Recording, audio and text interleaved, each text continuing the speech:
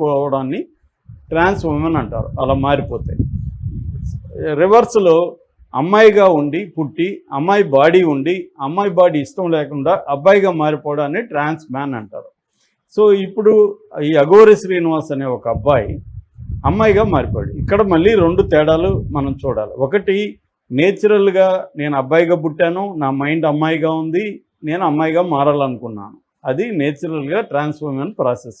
కొంతమంది లైవ్లీహుడ్ కోసం అమ్మాయిగా మారితే మనం బాగా డబ్బులు సంపాదించవచ్చు ట్రాన్స్జెండర్గా మారితే అని చెప్పి కొంతమంది ఏం చేస్తున్నారంటే వీళ్ళకి అబ్బాయి బాడీ అబ్బాయి మైండ్ ఉన్నప్పటికీ అమ్మాయిగా వాళ్ళు సర్జరీ చేసుకుంటున్నారు. ఈతను కూడా అఘోరి శ్రీనివాస్ కూడా ఇదే కేటగిరీ. అతను నిజంగా అమ్మాయి మైండ్ లేదు, అతనికి అబ్బాయి మైండే ఉంది. అందుకని అమ్మాయిని లవ్ చేస్తున్నాడు, పెళ్ళిళ్ళు చేసుకుంటున్నాడు. ఇప్పటికి 2 పెళ్ళిళ్ళని మనకు తెలిసి చేసుకున్నాడు. అతనికి అమ్మాయి మైండ్ ఉంటే అబ్బాయిని లైక్ చేసేవాడు, అబ్బాయిని లైక్ చేయట్లేదు, అమ్మాయిలనే లైక్ చేస్తున్నాడు. కాబట్టి అతను నిజంగా ట్రాన్స్ ఉమెన్ కాదు. అందుకని ట్రాన్స్ ఉమెన్ కూడా అతను ఫ్రాడ్, అతను కావాలనే చేసుకున్నాడని చెప్తున్నారు.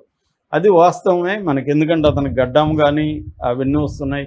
ఫిమేల్ బాడీ లేదు అతనికి, మేల్ బాడీ చాలా స్ట్రాంగ్గా మేల్ బాడీ ఉంది. తర్వాత బ్రెస్ట్ ఎవాల్వ్ కాలేదు, అతని వాయిస్ ఫెమినైజ్డ్ వాయిస్ కాలేదు. సో ఒక అంగం మాత్రమే కట్ చేసి చిన్న హోల్ పెట్టారు, అంత తప్ప అతనికి ఫిమేల్గా కంప్లీట్గా అతను ట్రాన్స్ఫార్మ్ కాలేదు. కాబట్టి ఇప్పుడు అతను మేల్గా నేను మిగతా లక్షణాలన్నీ మేలే, నాకు ఒక అంగం మాత్రమే లేదు, అంగం నేను పెట్టుకుంటే నేను మేలైపోతాను కదా అనేది అతను ఆలోచిస్తున్నాడు. అది సాధ్యమా కాదనేది మనం ఇప్పుడు నేను చెప్తాను. సో ఇప్పుడు ఒక అబ్బాయి అమ్మాయిగా మారే ప్రొసీజర్ ఎలా ఉంటుంది అనేది చూస్తే దీంట్లో ప్రధానంగా కొన్ని ప్రాసెస్లు ఉంటాయి. ఒకటి వెజైనోప్లాస్టీ అంటారు. వెజైనోప్లాస్టీ అంటే పెనైల్ ఇన్వర్షన్ అంటారు. అంటే పెనిస్ అంగం మగ అంగం ఉంటుంది కదా, దాన్ని కట్ చేసి దాంట్లో ఒక హోల్ లాంటిది క్రియేట్ చేసి దానికి సంబంధించి ఓల్వోప్లాస్టీ అంటారు. ఓల్వోప్లాస్టీ అంటే ఎక్స్టర్నల్ ఫిమేల్ జెనిషియల్స్ని, వెజైనల్ కెనాల్ ఉండదు దీంట్లో, కానీ షేప్ అదంతా వెజైనా లాగా క్రియేట్ చేస్తారు. దాన్ని ఓల్వోప్లాస్టీ అంటారు. వెజైనోప్లాస్టీ అండ్ ఓల్వోప్లాస్టీ 2 చేస్తారు. అట్లాగే బ్రెస్ట్ క్రియేట్ చేస్తారు. బ్రెస్ట్ క్రియేట్ చేయడానికి అంటే ట్రాచియల్ షేవ్ అంటారు దాన్ని, అది క్రియేట్ చేసి ఆర్టిఫిషియల్గా బ్రెస్ట్ క్రియేట్ చేస్తారు. దాని తర్వాత ఆర్కిఎక్టమీ అంటారు. ఆర్కిఎక్టమీ అంటే టెస్టికల్స్ని రిమూవ్ చేసేస్తారు. టెస్టికల్స్ని టెస్టోజెరాన్ లివర్ లేకుండా చేస్తారు, అవి ఉత్పత్తి కాకుండా ఆపేస్తారు. దీని తర్వాత ఫేషియల్ ఫెమినైజేషన్ అంటారు. ఫేషియల్లో మన జా లైను, తర్వాత నోసు, ఇవన్నీ కూడా ఆల్టర్ చేస్తారు, మారుస్తారు. ఫెమినైన్ విధంగా దాన్ని షేపు అంతా కూడా చేంజ్ చేస్తారు.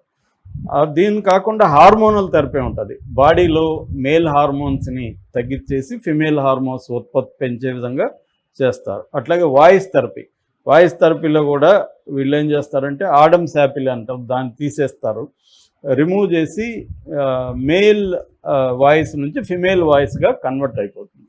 సో ఇది మొత్తం ప్రాసెస్ అన్నమాట.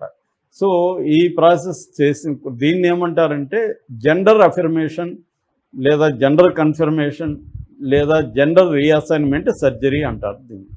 దీన్ని సెక్సువల్ ట్రాన్స్మిట్ సర్జరీ అని కూడా పిలుస్తున్నారు. ఇది మన దేశంలో చాలా రాష్ట్రాల్లో ఉన్నాయి. ముఖ్యంగా దీంట్లో ఎక్స్పర్టైజ్ వచ్చి ఫోర్టిస్, ఢిల్లీలో ఉండే ఫోర్టిస్ హాస్పిటల్, తర్వాత సూరత్లో అమిత్ అనే ఒక హాస్పిటల్ ఉంది, అట్లాగే మ్యాక్స్ హెల్త్ కేర్ ఢిల్లీలో ఉంది. ఇవి వెరీ పాపులర్. ఇప్పుడు నేను చెప్పిన ప్రొసీజర్కి అంతా కూడా దాదాపు 20 లక్షల వరకు ఇండియాలో ఖర్చు అయ్యే అవకాశం ఉంది. దీనికి టైం కూడా 6 నెలల నుంచి 1 year, 1.5 years, 2 years కూడా పడుతుంది. ఎందుకంటే మన బాడీ హెల్త్ కండిషను, మన అనాటమీ పరిస్థితి, fat distribution, nerve function, blood flow, ఇవన్నీ చూస్తారన్నమాట. సో ఇవన్నిటిని బట్టి నీకు పోస్ట్ సర్జికల్ పీరియడ్ కూడా, రికవరీ పీరియడ్ కూడా టైం తీసుకుంటుంది, 1 to 2 years. ఇది అబ్బాయిలు అమ్మాయిలుగా మారే ప్రక్రియ. అబ్బాయిలు అమ్మాయిలుగా ఎలా మారుతారు అనుకున్నప్పుడు మ్యాస్టెక్టోమీ అనే ఒక ఇది ఉంది. అదేంటంటే బ్రెస్ట్ టిష్యూస్ని ఆల్రెడీ అమ్మాయి కాబట్టి బ్రెస్ట్ ఉంటుంది కాబట్టి దాన్ని తగ్గించేసి ఫ్లాట్ చెస్ట్గా మార్చేస్తారు, దాన్ని తీసేస్తారు. హిస్టెరెక్టమీ అని ఉంటుంది, అదేంటంటే యుటెరస్ ఓవరీస్ని తీసేస్తారు లోపల. తర్వాత మెటాయిడియోప్లాస్టీ అంటారు, అంటే వాళ్ళకి కూడా మన పురుషాంగం ఎలాగ ఉంటుందో వాళ్ళకి కూడా వెజైనాలో చిన్న క్లైటోరస్ ఉంటుంది, దాన్ని పెద్దది చేసి అదొక చిన్న పెనిస్ లాగా తయారు చేస్తారు.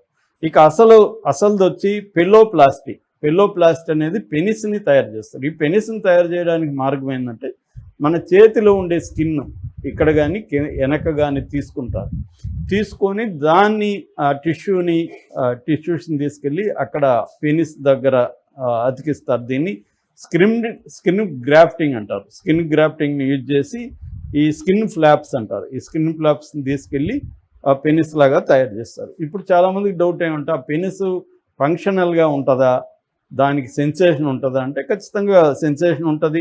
స్టాండింగ్ నిలబడి యూరిన్ పాస్ చేయొచ్చు.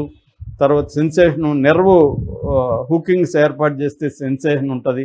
దాని తర్వాత పెనిట్రేటివ్ సెక్స్, ఇందాక చెప్పిన సంభోగానికి పనికి వస్తుందంటే ఎరెక్టైల్ ఇంప్లాంట్స్ కూడా దాంట్లో పెడతారు.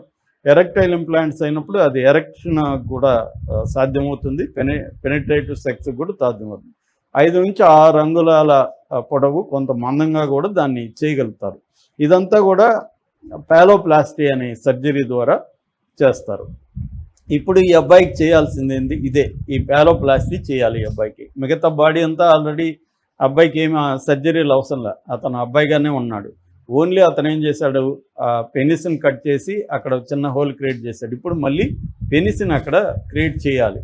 అది సాధ్యమంటే దీని పేరు డీ ట్రాన్సిషన్ అంటారు. డీ ట్రాన్సిషన్ అంటే ఆల్రెడీ